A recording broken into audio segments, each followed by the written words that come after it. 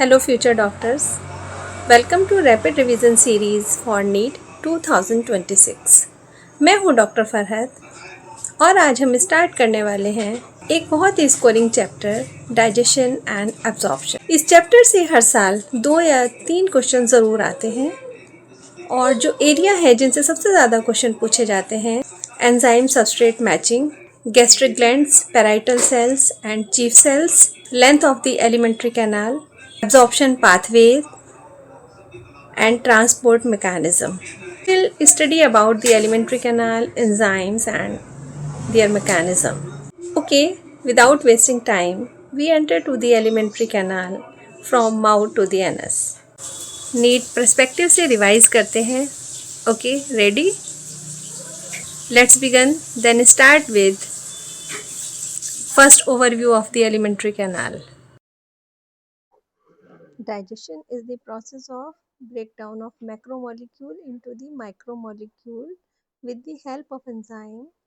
The intestinal villi can easily absorb. This system is comprises of two parts, alimentary canal and the digestive glands. Alimentary canal, the total length in the human being, it is 9 meter long, approximate 29 feet. Digestive glands include salivary glands, gastric glands, intestinal glands, liver, liver secrete bile, pancreas and gallbladder. सबसे पहले anatomy को logically समझना है. Food का रास्ता mouth से लेकर के एनस तक.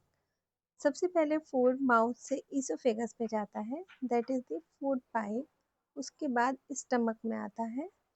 स्टमक से फूड इंटेस्टाइन में जाता है, स्मॉल इंटेस्टाइन. स्मॉल इंटेस्टाइन से लार्ज इंटेस्टाइन में आता है और लार्ज इंटेस्टाइन से एनस के थ्रू जो एक्सक्रीटरी मटेरियल है बाहर चला जाता है.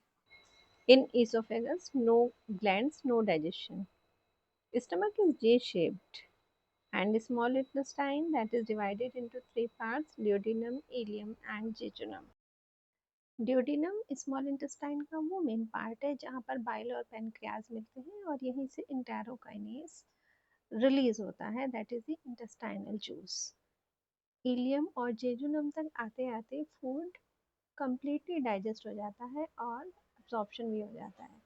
Now in the large intestine no glands are found, only water absorption takes place through the haustra. Haustra, these are the pocket like structure. After that the undigested food that is moved out through the anus to the outside of the body. Only logic. Let's look the alimentary canal through the lens of exam oriented logic. I told you about why are our teeth embedded in the socket. Answer is ताकि जावोन में strong grip मिले and it is for the mechanical leverage. You need that strength to break down the complex polymer into the monomers. In human body, three types of the salivary glands are present: parotid gland, submaxillary or mandibulary glands, and the sublingual glands. All three they secrete the saliva in which the ptyalin enzyme or salivary amylase is present, that is used for the mastication and speaking, lubricates the food, swallowing. It protects the oral mucosa and keep the mouth moist. Now the esophagus, this is the food pipe and its length is approximate 25 centimeter. It is a muscular tube without the serosa and its function is the conduction of food. Peristalsis movement is found. Peristalsis एक wave like muscular contraction है जो food को gravity के बिना भी move करा सकता है. इसलिए अगर आप उल्टे खड़े होकर भी पानी पिए या फिर कुछ खाएं तो फूड स्टमक तक पहुंच सकता है. Another special structure we have the stomach, that is J shape and it secretes the HCl, pepsin, mucus, and it has three type of the gland: mucus gland, parietal gland and the chief cells. Mucus cells, they are known as the cardiac cells, they secrete the mucosa, And the parietal cells, they secrete the HCl, its pH approximate 1.6, and the zymogen cells known as the chief cells, they secrete the gastric juice. Now see the J-shaped anatomy of the stomach. It is not random. It's a storage vat and it allows the churning movement. It has the ryugi. Ryugi basically these are the folds they are found inside the stomach. अब small intestine की अगर बात करें तो जो duodenal area है यहाँ पर आके आपका बाइल और pancreas juices sphincter of Oddi के थ्रू ड्यूडिनम में मिलते हैं और यहीं पर ग्लैंड्स होती हैं आपकी Brunner's gland and the crypts of Lieberkuhn. Crypts of Lieberkuhn basically these are the depression between the two villi and they secrete the succus entericus जो डाइजेस्टिव जूस होता है स्मॉल इंटेस्टाइन का. और जो Brunner's gland है basically ये secrete करती है alkaline juice. They are present in the submucosa of the duodenum. इसके अलावा यहाँ पर पेयर पैचेस भी होते हैं. They are made up of the lymphatic tissue and their function is to sterilize the food and it is denoted by the malt. Malt means mucosa associated lymphatic tissue.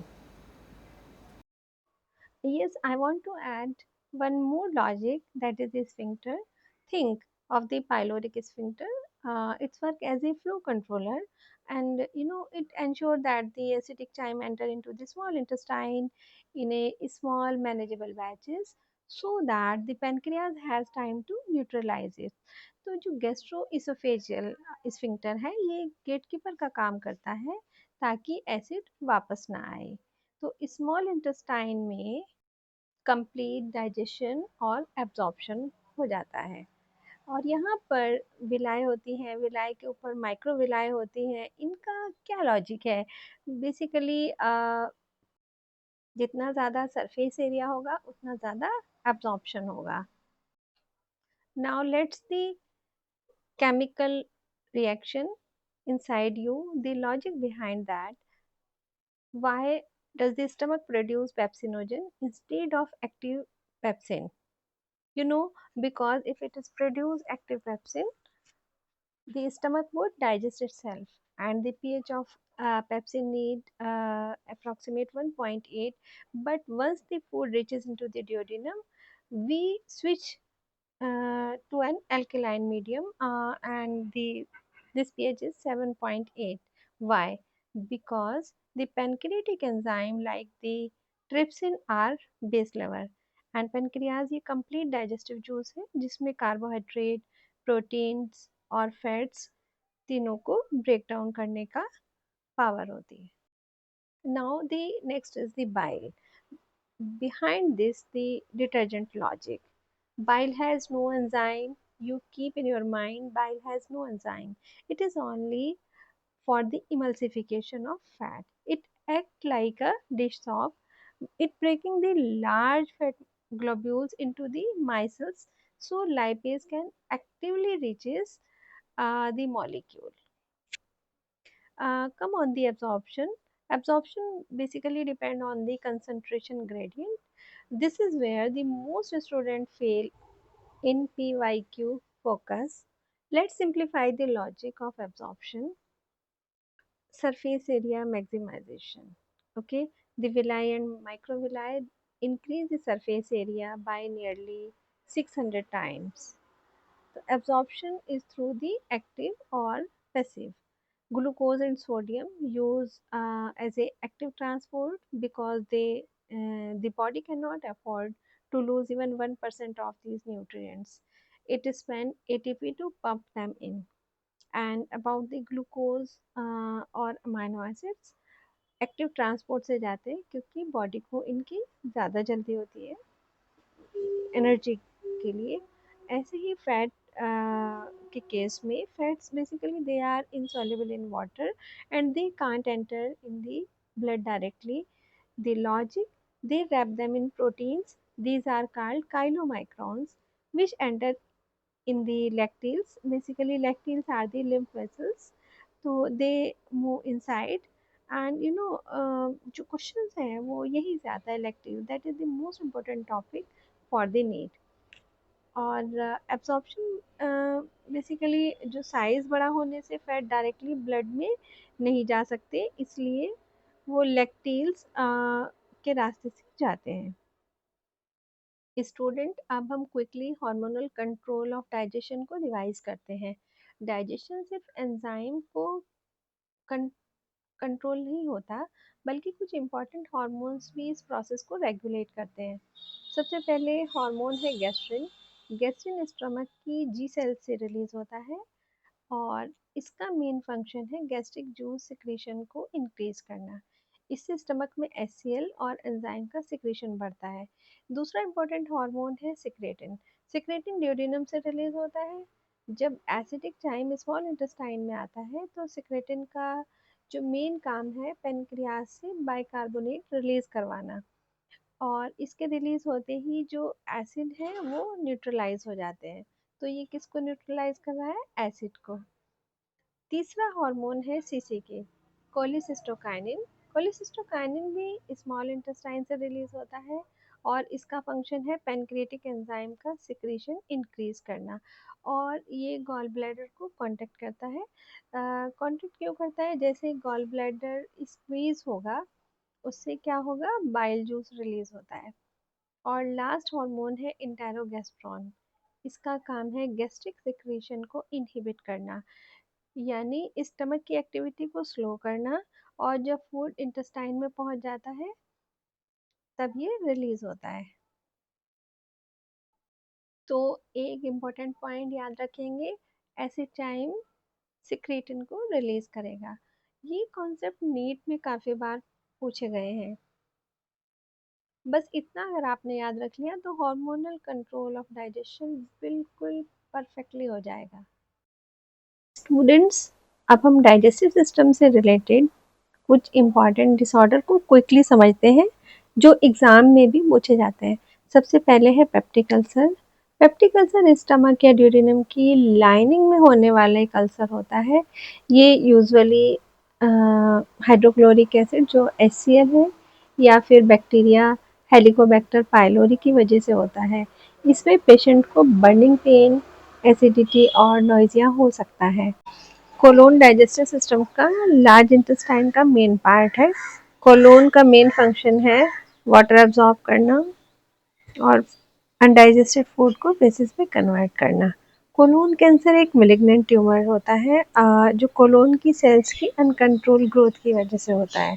Normally जो body की sales है control तरीके से divide होती रहती है, लेकिन जब डीएनए में म्यूटेशन होता है तो सेल्स जो है अपना कंट्रोल लूज कर देती हैं और एक ट्यूमर बन जाता है।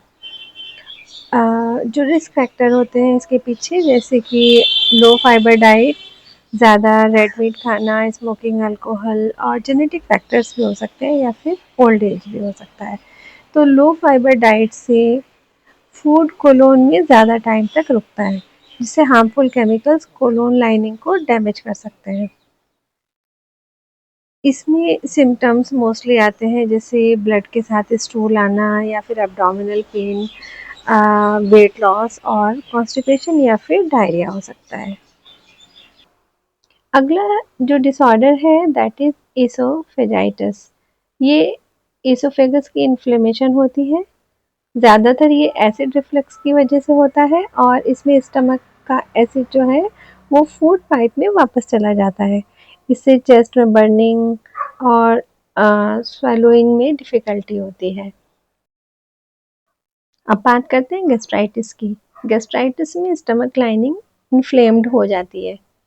इसके कॉज हो सकते हैं हेलिकोबैक्टर पाइलोरी बैक्टीरिया का इन्फेक्शन, या फिर एक्सेस में अल्कोहल लेना, पेन किलर या स्ट्रेस या स्पाइसी फूड से भी गैस्ट्राइटिस हो सकता है। इसके जो सिम्टम्स हैं लाइक बर्निंग सेंसेशन फील होती है, नॉइज़िया, वोमिटिंग और इंडाइजेशन।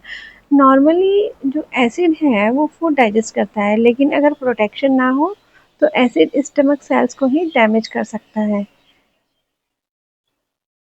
अपेंडिक्स एक स्मॉल फिंगर लाइक पाउच होता है जो लार्ज इंटेस्टाइन के स्टार्टिक पार्ट पर जो सीकम होता है उससे अटैच होता है।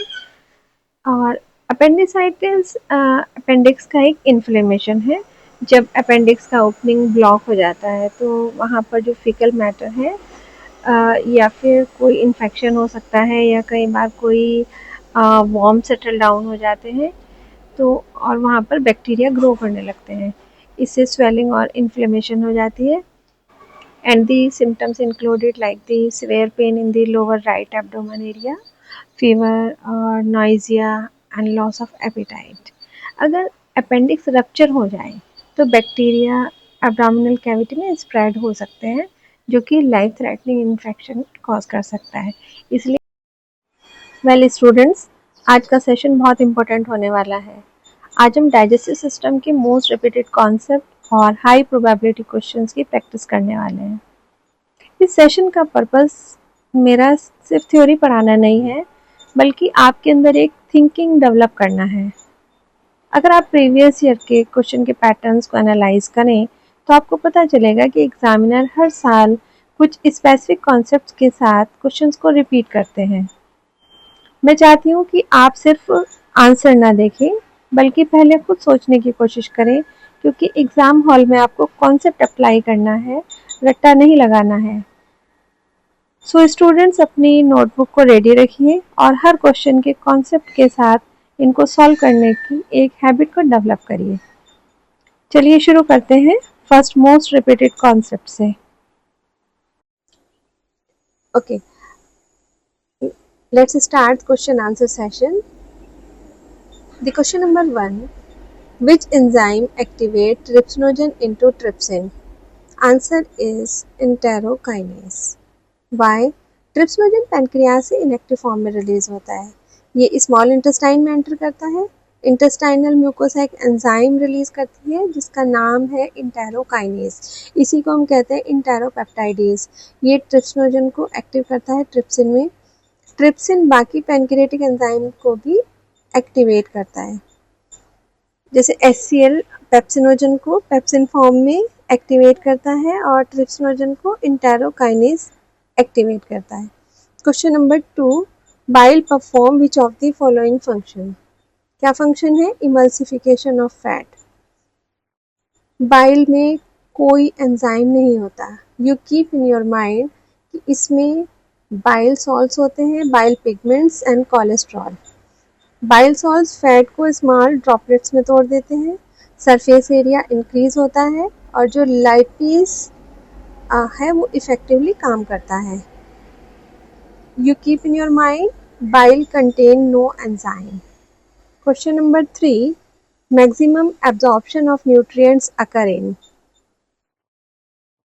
Answer is jejunum and ileum. अगर आप देखें स्मॉल इंटेस्टाइन के कितने पार्ट होते हैं? 3 पार्ट। ड्यूडेनम में क्या होता है? डाइजेशन होता है, ठीक है। और जो जेजुनम है उसमें जेजुनम और इलियम में एब्जॉर्प्शन होता है, राइट। विलाय के ऊपर क्या होती है? माइक्रोविलाय। उससे क्या होगा? सरफेस एरिया इंक्रीज होगा, राइट। तो सबसे ज़्यादा विलाय कहाँ पर है? जेजुनम और इलियम में। Next question is HCl in stomach is secreted by? किससे सिक्रेट होता है? Parietal cells. पेराइटल सेल्स को हम क्या कहते हैं? Oxyntic cells. ऑक्जेंटिक सेल्स क्या सिक्रेट करती है? HCl। तो आंसर इज पेराइटल सेल्स और ऑक्जेंटिक सेल्स। जो चीफ सेल्स हैं वो क्या सिक्रेट करती है? Pepsinogen and the goblet cell secrete करती है mucus.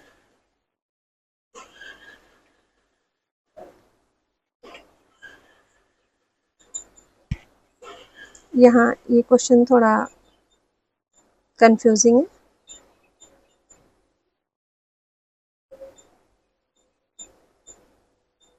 Which of the following is absorbed into lacteals?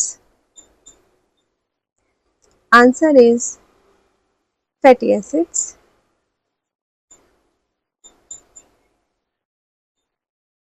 Villi के अंदर क्या होती हैं? ब्लड कैपिलरीज होती हैं, लैक्टील्स होती हैं। लैक्टील्स यानी कि लिम्फ वेसल्स होती हैं। तो ग्लूकोज एंड अमाइनो एसिड्स किससे एब्जॉर्ब होते हैं? ब्लड में जाके। फैटी एसिड्स और cholesterol They are absorbed through the lacteals and reaches into the lymph. This question is frequently asked in NEET. Next question is renin. Renin, that is the enzyme. Renin is important for It is important for the digestion of casein in infant. ठीक है, rennin infant में present होता है. Milk protein जो है casein, इस पे function करता है केसिन के ऊपर. केसिन को क्लॉट करता है, डाइजेशन को इजी करता है. एडल्ट्स में रेनिन एब्सेंट होता है. Next question is pH of gastric juice is approximate. आपको पता है ये कैसा है? एसिडिक है. तो हाईली एसिडिक एनवायरनमेंट में पेप्सिन एक्टिवेट होता है. एल्कलाइन पीएच में पेप्सिन इनएक्टिव हो जाता है. तो कितनी पीएच चाहिए? 1.8 to 3.5 approximate. Which hormone stimulates secretin? Secretin, that is the hormones of the pancreatic juice. तो secretin स्मॉल इंटेस्टाइन से रिलीज होता है. एसिडिक चाइम डिटेक्ट करता है, उसके बाद पेनक्रियाज को स्टिमुलेट करता है. अगर आप नीट का पैटर्न देखें, हार्मोन बेस्ड 1 या 2 क्वेश्चन हर साल आते हैं. Next question is what increases surface area for absorption. बिल्कुल सिंपल आंसर है. क्या आंसर होना चाहिए आप? पिल्सी सर्कुलर्स. ये क्या है? फोल्ड्स हैं. इनसे भी एब्जॉर्प्शन होगा, विलाई से भी एब्जॉर्प्शन होगा, माइक्रोविलाई से भी होगा. तो answer is all of the above.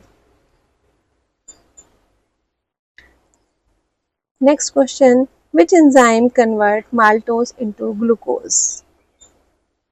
Answer is maltase. maltase क्यों आंसर? कार्बोहाइड्रेट का ब्रेकडाउन सीक्वेंस क्या है? स्टार्च. जो मेन कंपोनेंट्स है दैट इज स्टार्च. ठीक है, तो जब ये माल्टोस में चेंज होगा, कौन फंक्शन करेगा? एमाइलेज. और ग्लूकोज में कन्वर्ट होगा तो माल्टोज ग्लूकोज में होगा, तो कौन सा एंजाइम वर्क करेगा? माल्टेज. यस. अब स्टार्ट करते हैं top most advance NEET MCQs. Question number 1, which of the following combination is correct? तो सबसे पहले देखते हैं चीफ सेल. चीफ सेल्स हमारा क्या सिक्रिएट करता है? पेप्सिनोजन. पेराइटल सेल्स क्या सिक्रिएट करती है? HCL. Goblet cells yes mucus secrete करती है. एंटेरोकाइनेस अगर आप देखें, ये इंटेस्टाइनल म्यूकोसा से सिक्रेट होता है. तो right answer is goblet cells. Second question है आपका, if bile duct is blocked, digestion of which nutrient will be most affected? Answer आपका क्या होना चाहिए? फैट. बाइल का फंक्शन क्या है? इमल्सिफिकेशन. और without bile lipase inefficient. Clinical type के क्वेश्चन की हाई प्रोबेबिलिटी होती है. Question number 3, trypsinogen is converted into trypsin by. ये क्लासिकल रिपीटेड नीट क्वेश्चन है, मोस्टली आता है. आंसर इज किससे कन्वर्ट होता है? एंटेरोकाइनेस से.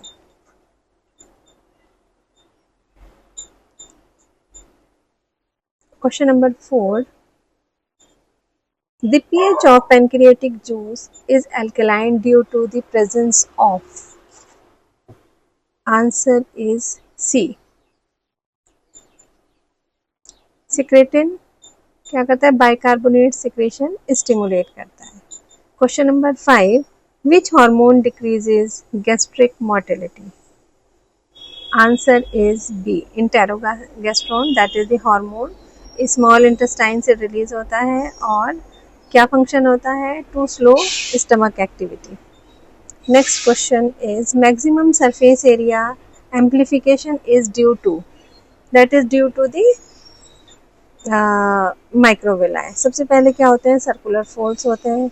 उसके बाद हमारी सबसे पहले लेंथ होगी, फिर उसके बाद उसके अंदर फोल्ड्स होंगे, विलाई एंड माइक्रोविलाई. तो मैक्सिमम जो एम्प्लीफिकेशन होगा it is through the microvilli. This is advance conceptual differentiation, right. Next question is which enzyme is secreted in inactive form? Answer is trypsinogen. Proteolytic enzyme है, generally inactive form में release होता है, किससे होता है? Zymogen cells. Next question is emulsification is, क्या है emulsification? ये भी कॉन्सेप्चुअल क्वेश्चन है। Answer is it is for the mechanical breakdown. Conceptual question है ये भी। नेक्स्ट है आपका which structure is responsible for fat transport. तो क्या आंसर होना चाहिए फैट ट्रांसपोर्ट के लिए? Lacteals is your answer, I have already told. Next is secretin is released in response to, किसमें रिलीज होता है? एसिड जाइन के लिए। Now start the another section, case based study. First we take the case 1. Case 1 is a 45 years old patient shows megaloblastic anemia. Lab reports reveal poor absorption of vitamin B12. Gastric biopsy shows damage to the parietal cells. The answer is B, intrinsic factor. देखो जो parietal cells हैं वो क्या secrete करती है? HCl plus intrinsic factor. Intrinsic factor absent होता है तो विटामिन B12 एब्जॉर्प्शन जो है अफेक्टेड होता है। कहाँ पर होता है अफेक्टेड? इलियम में। और क्या कॉज करता है? Pernicious anaemia. तो clinical integration very likely in 2026. Case 2, a patient has blockage of bile duct due to gallstones. He reports greasy stool.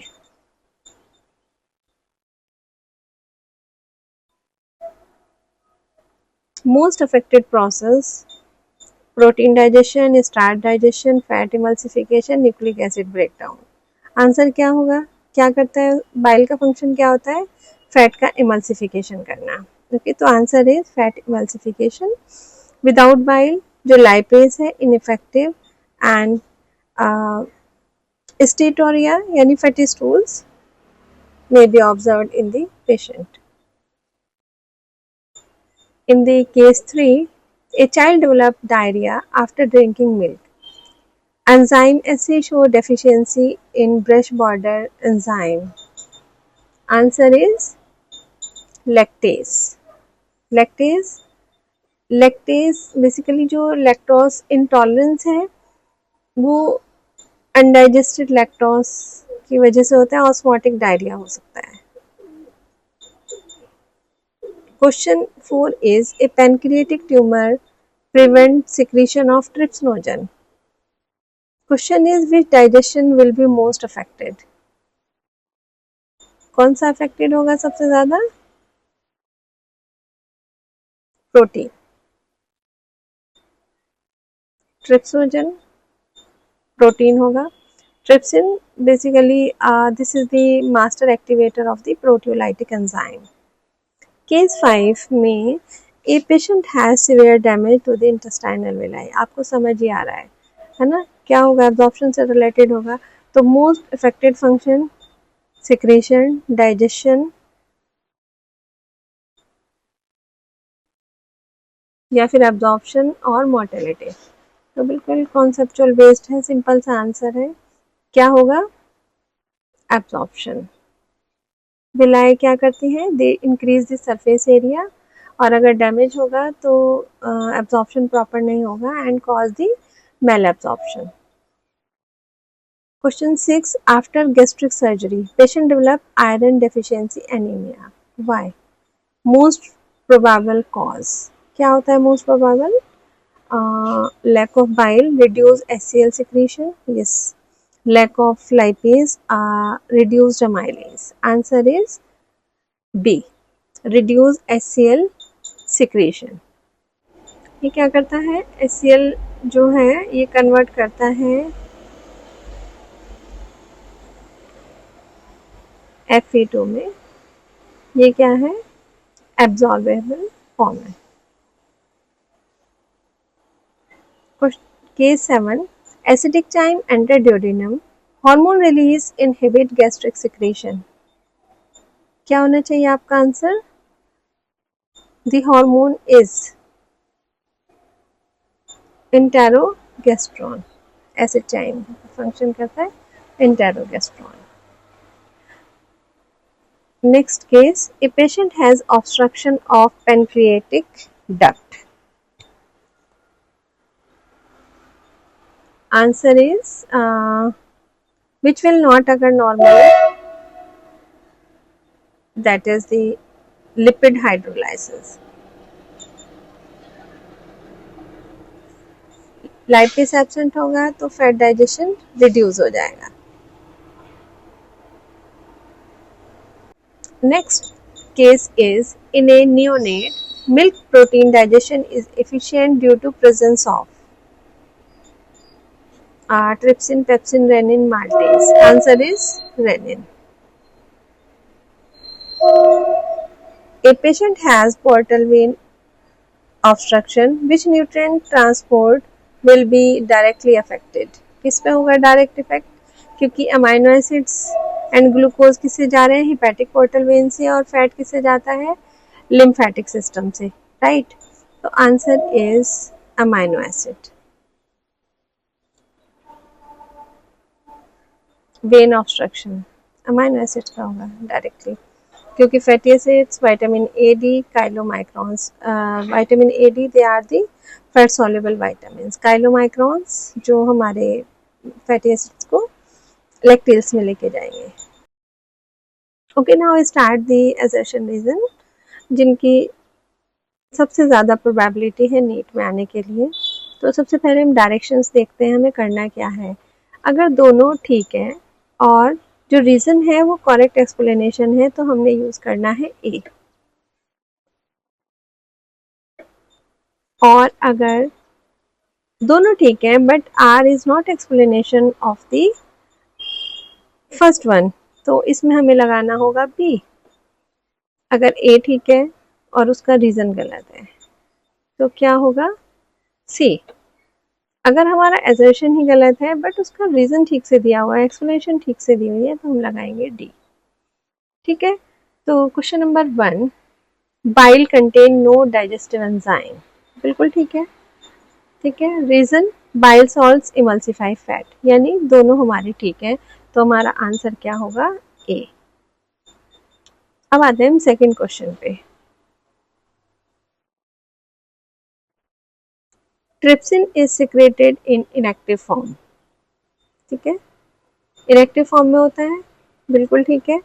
It prevent auto digestion of pancreas. बिल्कुल ठीक है. Otherwise तो अपने आप से पेनक्रियाज डाइजेस्ट हो जाएगी. तो ठीक से एक्सप्लेनेशन कर रहा है एजर्शन की.